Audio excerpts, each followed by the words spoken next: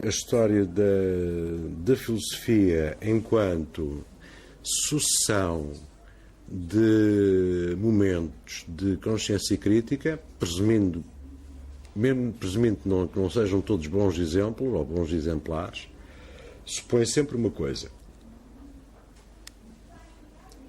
em maior ou menor grau, uma criação nunca é inteiramente consciente para o Criador.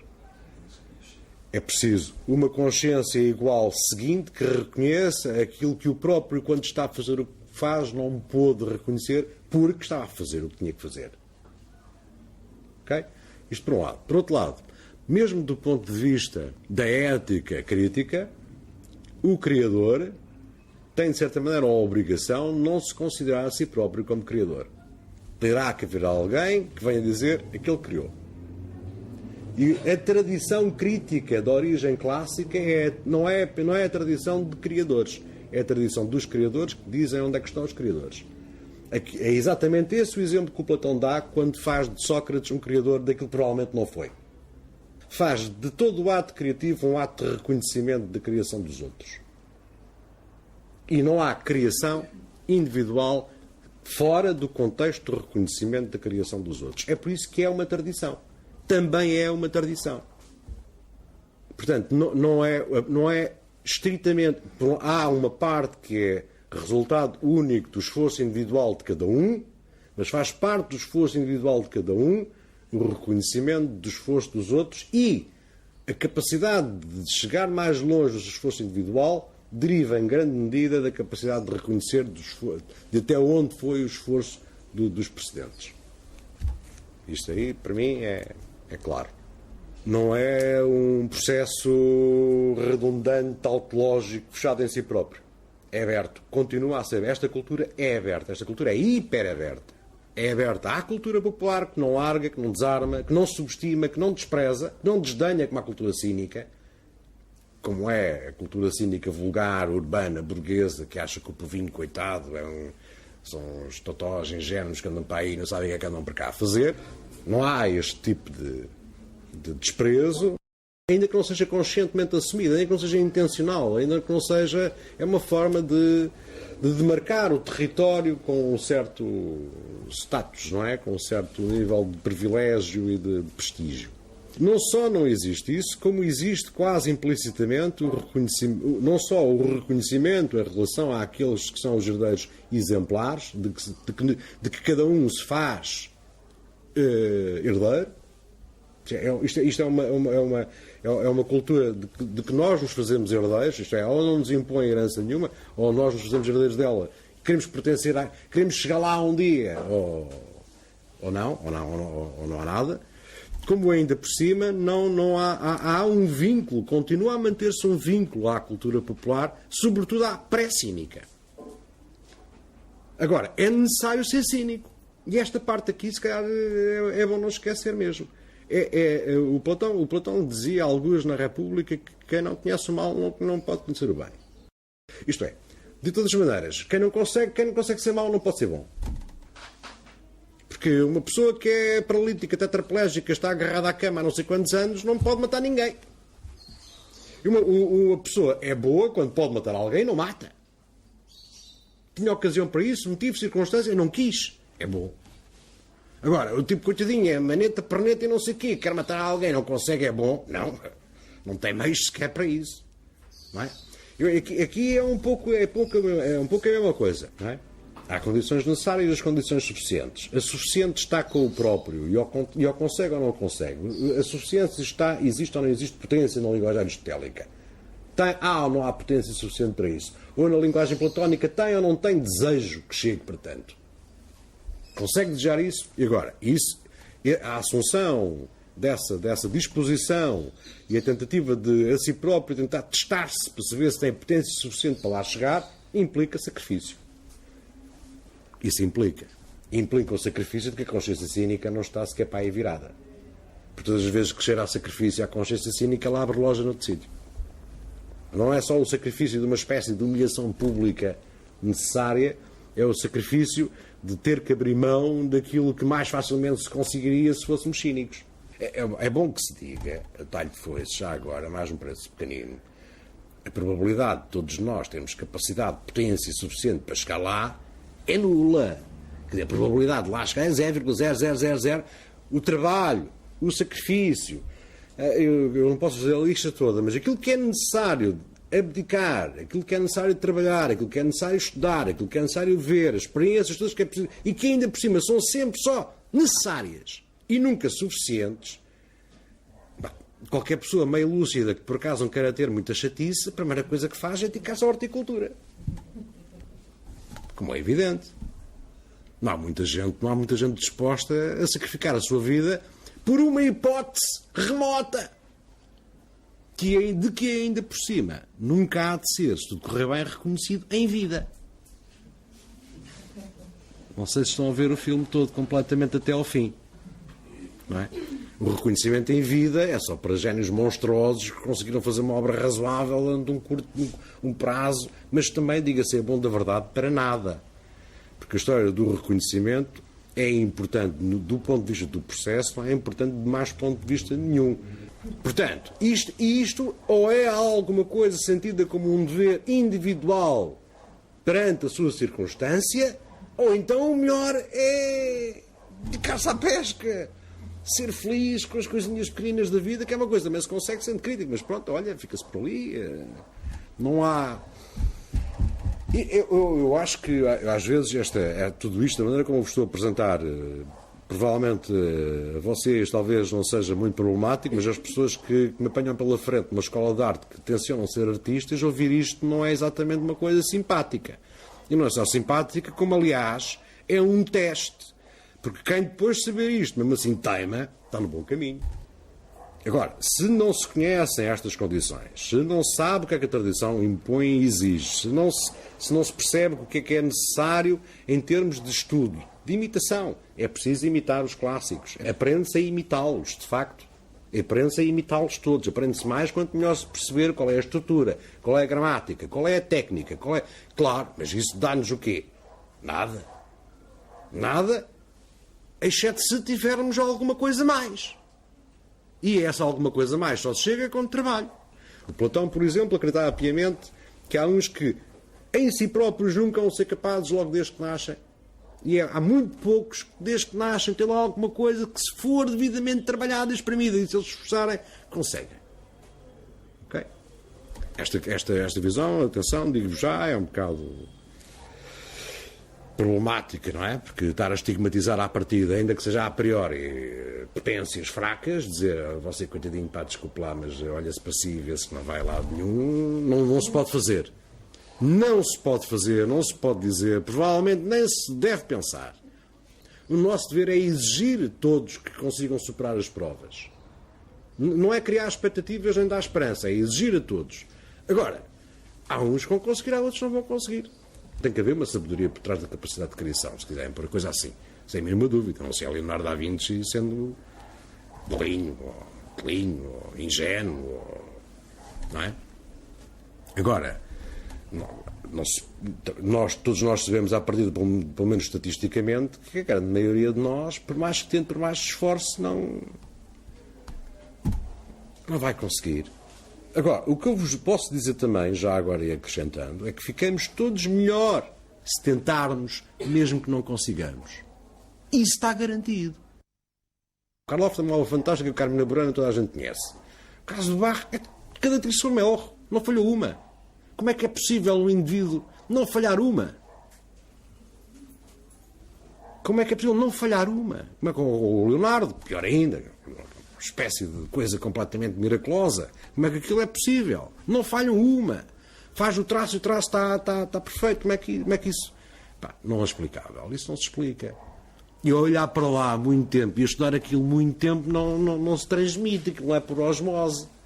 Se vocês ficarem muito tempo a olhar para a Mona Lisa e a copiarem milhões de vezes a Mona Lisa, nada. Agora, também não é... o que eu vos quero dizer, a mensagem principal, não é uma pura e simples combinatória. Isto não vai lá a combinar coisas, a misturar coisas. A misturar a informação daqui e daquela.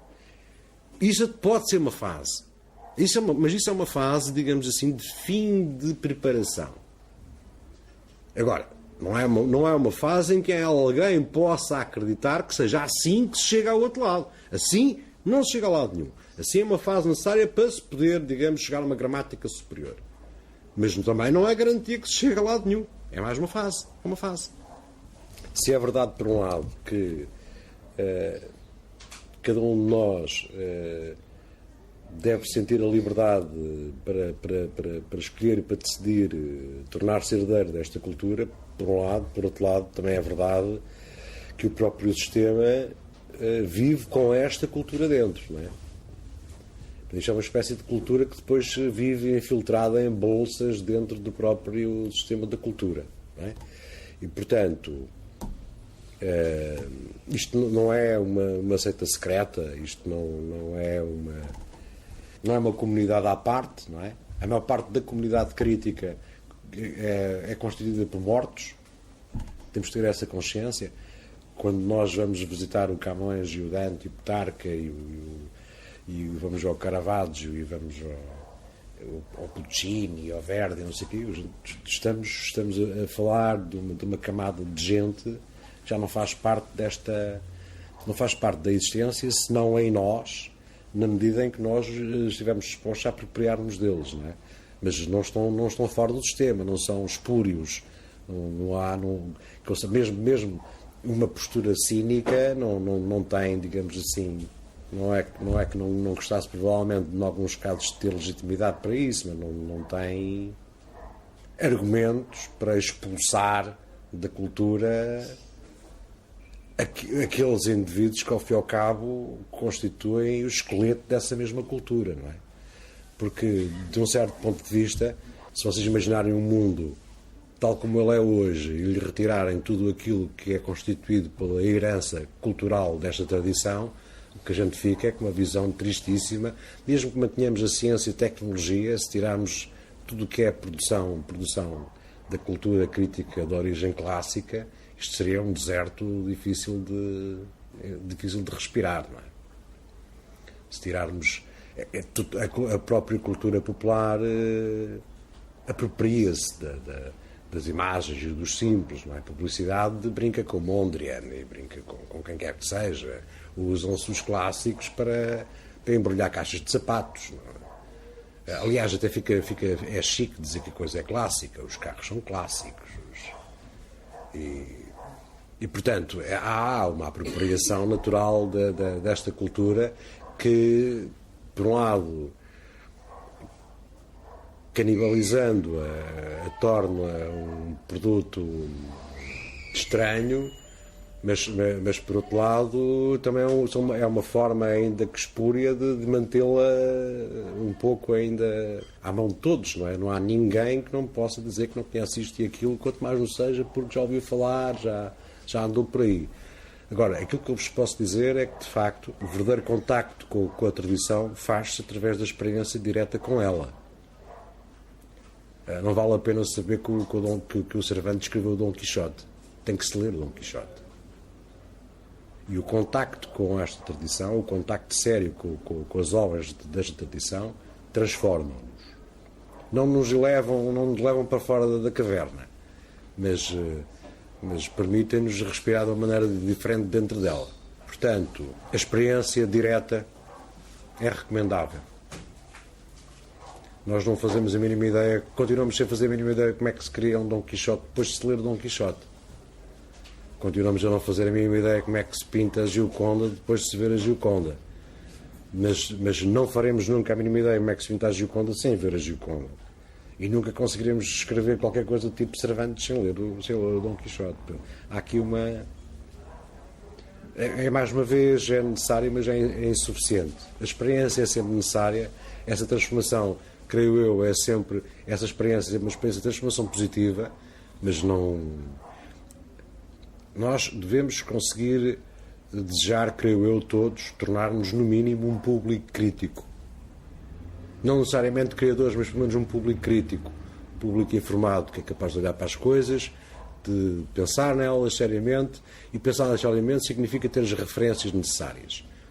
Porque não se pode avaliar uma obra sem conhecer o seu contexto histórico, contemporâneo ou passado. Porque nesta tradição não há Não há coisas que sejam apenas boas em si, imediatamente, que olha-se e topa-se logo que é muito bom. Sobretudo a partir do final do século XIX para cá, não temos possibilidade nenhuma, se quisermos ser honestos, de reconhecer imediatamente através de um sinal qualquer, ali está uma obra. Não há essa hipótese. O público crítico e informado, mesmo crítico e informado, por vezes engana-se. E mesmo que se diga, como de certa maneira eu estou aqui implicitamente a dizer, que apenas um criador consegue reconhecer um criador, muitas vezes os criadores enganam-se. São todos criadores. E a história está cheia disso. Portanto, nada disto é linear, nada disto se pode resumir a uma receita ou a um itinerário que dá necessariamente no fim uma luz qualquer.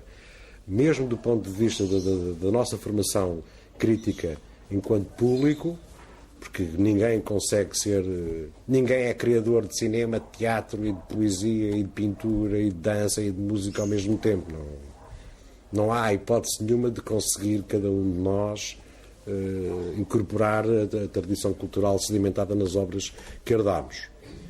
Portanto, mesmo do ponto de vista mero público crítico, há sempre insuficiências, é um trabalho constante. Mas o que eu gostava é que tentassem compreender, se é que eu posso ajudar nesse sentido de alguma maneira, é que vale sempre a pena não ver como um luxo extraordinário o acesso ao trabalho que é tradicionalmente, por quem faz parte dessa tradição, eleito como sendo exemplar. E mesmo do ponto de vista escolar, eu gostava que vocês compreendessem, porque isto tem questões pedagógicas importantes aqui, que não se pode ensinar sem ter exemplos modelares. Faz parte da tradição crítica clássica o cânon. Isto é, o conjunto das obras canónicas, que são as mais... O cânon, se é que alguma importância uma obra pode ter, é exatamente essa. É do modelo exemplar do ponto de vista do ensino. Olha-se para o exemplo, explica-se porque é que aquilo é o exemplo e pede-se aos candidatos para tentar perceber, compreender e, não digo necessariamente imitar, copiar, mas integrar a gramática desses exemplos.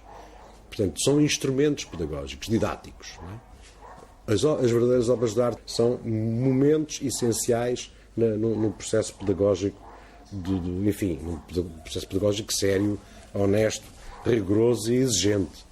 Eu gostava de ser sobre a consciência cínica. Sim. E não sei se estou enquadrando aqui. A consciência diz que o cínico aqui, a única coisa que designa é, perante a crise, optar pela via de a considerar uma oportunidade para benefício e interesse próprio. Não é hipócrita, não é má, não é mal intencionada, pode ser ingênua ou pura e simplesmente ignorante, mas o resultado é sempre o mesmo. É jogar com os dados da cultura no sentido de os usar instrumentalmente para conseguir o meu benefício próprio. É isto, assim, de uma forma muito simples, que caracteriza uma consciência cínica. É o resultado de uma cultura, de um estado, de um momento dessa cultura. Em estados, momentos de culturas, por exemplo, em fases de menos complexidade e sem crise, isso também não faz muito sentido. Não é? Não há uma consciência cínica numa aldeia aí perdida em que as pessoas são pastores e agricultores. Não há. Os pescadores, que só são pescadores, que coitados vivem ali, mais ou menos, digo coitados do ponto de vista do afastamento em relação à alta cultura, vivem ali num isolamento, nem sequer acesso a essa cultura têm, mas não têm possibilidade de ser cínicos. Portanto, é necessário que haja condições para que uma consciência possa ser cínica. E muitas vezes uma consciência é cínica porque não sabe que pode não ser. E muitas vezes a consciência é cínica porque nem sequer sabe que é.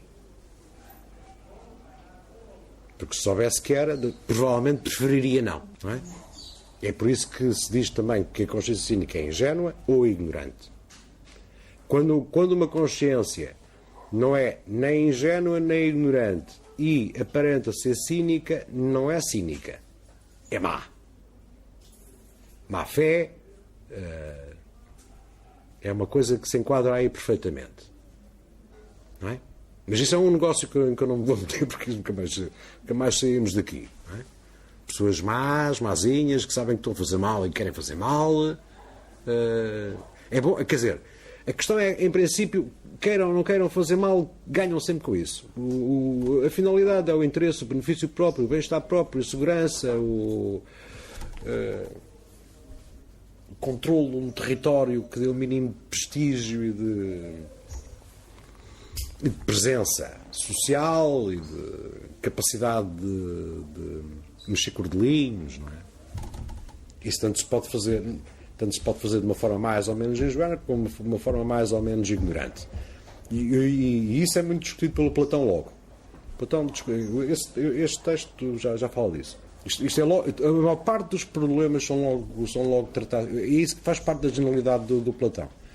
O Platão não apenas inaugura modalidades conceptuais e estratégias de criação conceptual completamente revolucionárias, inéditas, como ainda por cima os diagnósticos que faz estão praticamente até hoje por retocar. Quer dizer, a genialidade é essa. Aquilo está em bruto, é ainda relativamente ingênuo no sentido em que é a primeira pedra, não é a última. Ele está lá, continua lá atrás, ele não vem cá à frente ver qual foi o desenvolvimento para poder fazer umas adendas e umas emendas, não é?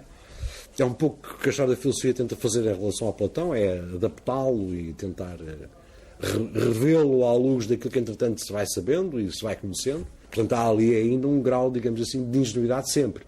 Isto é, a partir do momento em que a consciência crítica evolui na história, as anteriores são sempre um pouco mais ingênuas. Mas não deixam de ser críticas por isso. Da mesma maneira que a gente pode dizer que, comparado com que o Leonardo da Vinci é mais ingênuo que o Duchamp. Pode-se dizer isto, não custa muito. Enfim. Agora, não é por isso que deixa de ser, provavelmente, mais genial que o Duchamp. Não há nenhuma contradição aqui. Eu percebo que, de facto, há aqui uma espécie de construção psicologista no meio disto tudo. É provavelmente a coisa que talvez me agrade menos. Mas há duas hipóteses. Ou é ser declaradamente psicologista no sentido em que há uma característica específica que se pode reconhecer como traços característicos das personalidades que compõem esta tradição, ou então posso fazer de conta que não, e posso fingir que não pode-me agradar esse aspecto e torna a coisa hipermetafísica. Então brinco com conceitos e fica a coisa completamente, para dizer rigorosamente o mesmo. E finge que não. Mas, de facto, creio eu, sendo assim um bocado cru e duro, a nossa tradição é constituída por pessoas que apresentam características. Não é características, não é traços de caráter. É características. E são pessoas também, enfim, eu tanto posso dizer isto agora como posso dizer isto amanhã ou depois, são pessoas também que, exatamente porque de certa forma dão um salto por cima da cultura do seu tempo, são esquisitas. Isto é, não aceitam facilmente a moral dominante. E, em última análise, rigorosamente, estão-se nas tintas para a moral dominante. Parece mal, não gostam, não percebem, azar. Vou tocar na minha. E, portanto, muitas vezes a gente vai encontrar ao longo da história criadores que têm um aspecto, que fazem coisas questionáveis, que dizem coisas preocupantes, que tomam posições assim um bocado, mas é preciso que a gente se ponha na pele dele, no tempo dele, na cultura dele e perceber que ele é um indivíduo livre, não tem que obedecer à moral dominante, nem à cultura dominante, nem às razões dominantes, nem ao gosto dominante, porque exatamente é livre. E, de certa forma, a consciência crítica é uma forma de liberdade conquistada e criada. Não é uma liberdade de espaço, não é uma liberdade de movimento, não é uma liberdade de expressão. É uma liberdade criada. É uma liberdade própria. E a história da criação dessa liberdade constitui também uma herança da nossa tradição cultural. E aquilo que eu vos dizia no princípio, ainda com muitas aspas e muitas dúvidas acerca daquilo que a gente possa ainda hoje chamar uma cultura ocidental, a cultura ocidental deve parte da sua essência a essa liberdade, é a coleção desses atos livres que nós herdamos. Ainda que pareçam esquisitos, ainda que pareçam aberrantes, ainda que pareçam deslocados, grande parte da nossa liberdade deve ser esses exemplos. Mas isto é uma questão paralela para a qual precisaríamos mais muitas conversas. Já estou facilmente a perceber que isto uma semana é para abrir o apetite. Não é? Sim, mas diga, se eu achar que vou falar delas à frente, digo-lhe já. Parece-me que salta um bocadinho segundo a sequência que estava a perceber. Saltei muito. Mas toda esta situação que falou agora essencialmente acerca da tal cultura crítica, ou consciência crítica, que eu acho que é bastante interessante também, até para depois podermos entender um pouco a nossa atualidade. É. E A última aula seria sobre isso. Dessas pistas que para a compreensão da própria criação, da arte do criador. E isso tudo acho que é assim, mas percebo que na sua sequência ainda estamos um bocadinho longe, não é? Estaremos um bocadinho longe e provavelmente eu vou para Lisboa e continuarei longe. Mas, muitas vezes eu acabo um ano e ainda fico longe. Depende daquilo que eu achar que episodicamente é necessário tratar com aquelas criaturas que têm outras urgências, não é? Porque assim, um aluno que está a estudar pintura, escultura, fotografia, vídeo, raio, em última análise, em relação a isto, eu não posso querer ensinar, doutrinar ou dar lições de filosofia, porque senão eles fogem-me. Não sei se estão a ver o problema, não é? Portanto, eu tenho também que tentar perceber quais são, em cada caso e cada circunstância, mediante a formação que têm, a cultura e a experiência que têm, em que eu creio que lhes possa ser útil. Aqui é um pouco o mesmo, com muitíssimo menos tempo. Agora, há aqui também alguma coisa que eu creio já agora a talho de foice, não sei, enfim, provavelmente não tinha nada a ver com aquilo que estava a querer dizer, mas a compreensão da possibilidade da distinção entre cultura popular, no sentido local, etnográfico do termo, entre cultura popular, a alta cultura popular educada, culta, que sabe ler e escrever, que já é praticamente, já há uns tempos não era assim, agora é um bocado assim, não sabemos se isto não volta a ser ao contrário, etc. E a cultura crítica é uma coisa que, pelo menos do ponto de vista estrutural, do ponto de vista, por exemplo, da gestão cultural de acontecimentos, é importante que se saiba. Porque aquilo que se assiste no nosso país e em muitos sítios pela Europa fora é que gestores responsáveis com pelouros de cultura em câmaras, em governos, em etc, futebol, folclore, Picasso, é tudo a mesma coisa. O que interessa é, há público, não há público, pagam um bilhete, não pagam um bilhete. Dão votos, não dão votos. E isto é a desgraça da cultura. Já nem está dentro da tal cultura cínica, ou seja, ultrapassa. Não ultrapassa, é cínica na mesma, é muitíssimo ingênua, mas produz leis, cobra impostos, gasta o nosso dinheiro e produz lixo. E a maior parte das pessoas que gostariam, eventualmente, que se soubessem, gostariam de ver a lei de outra maneira, as coisas aplicadas de outra forma, o público mais instruído, etc, vivem em desespero completo. Não é? E isto do ponto de vista político, e o Platão tem esta preocupação política, isto não sou eu só aqui a debitar, não é? Esta é uma questão filosófica original. A República, a cidade ideal, isto é, como é que se poderia fazer, é uma coisa que, enquanto cidadãos, nós temos a obrigação de pensar. E a cidade ideal não é a cidade ideal do éter, é o Funchal ideal, é Lisboa ideal, Madrid ideal, Paris ideal, não é? Como é que é? E como é que é? É distinguir alhos de bugalhos.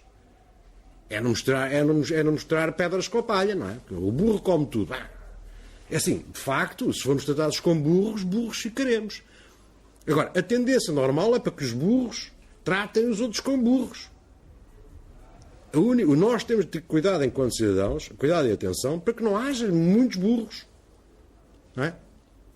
E a questão aqui é crucial, porque é crucial mesmo de qualquer ponto de vista. É crucial do ponto de vista da constituição de um público crítico, educado, culto, generoso, aberto, inteligente, o menos ingênuo possível, mas também do ponto de vista da gestão económica do bem comum. Quem é que quer que os seus filhos não saibam distinguir alho de bugalhos? Ninguém quer. Ninguém pode querer. Ninguém com sanidade mental quer que os filhos não saibam distinguir entre, sei lá, nem faço comparações, já estão a perceber, não é? Não é preciso que já está a dar exemplos. As pessoas, naturalmente, se forem informadas, querem ser mais informadas. Se forem informadas que há informação, querem-na. Agora, para isso é preciso dar-lhe a escada. Por isso é que a história da alta cultura. A escada e a chave. Não é? E a escada e a chave é uma coisa que nós podemos dar. Não é uma coisa que cada um lá chega por si, como a cultura crítica. É uma coisa que nós podemos dar e temos a obrigação de dar. Não é? Mas a situação em que nós vivemos não é nada disso. Não é só a questão do pobre, do criador, que não é reconhecido porque não há ninguém que não o reconheça. Nunca haverá. Mesmo na situação ideal, nunca haverá. A questão é, independentemente disso, as pessoas têm o direito a ter as bases necessárias para poderem lá chegar. E não têm. E é-lhes recusada. E é negada. Raramente intencionalmente, muito raramente maldosamente. Mas, quer dizer, isto é demasiada ingenuidade. Não é? Nós estamos a brincar com coisas sérias do ponto de vista da cultura. E a cultura não é só futebol. A cultura não é só fado. A cultura não é só bailinho. Não é só farra, não é só real. Eu não estou a dizer que isso... Recordem-se o que eu vos disse. A cultura popular deve ser respeitada. A cultura popular não é para ser desprezada. Eu não estou a dizer que cabe-se com o futebol e com os reais. Nem me insinuo. Todos nós podemos ir ao futebol ou ao real se nos der na telha. Agora, todos nós devemos ter direito ao acesso a obras que nos cultivem, que nos eduquem e que exigem de nós sermos melhores. Todos nós temos de ser permanentemente exigidos para sermos melhores. Todos nós devemos exigir de nós próprios tornarmos melhores, devemos exigir aos outros que se tornem melhores e devemos exigir aos outros que exijam a nós que nos tornemos melhores. Sem este triângulo, está morto. Mais tarde ou mais cedo morre. Não morre a cultura crítica. Não morre. Essa não morre. O que morre é a nossa possibilidade de ter uma vida mais luminosa, como diria o Platão.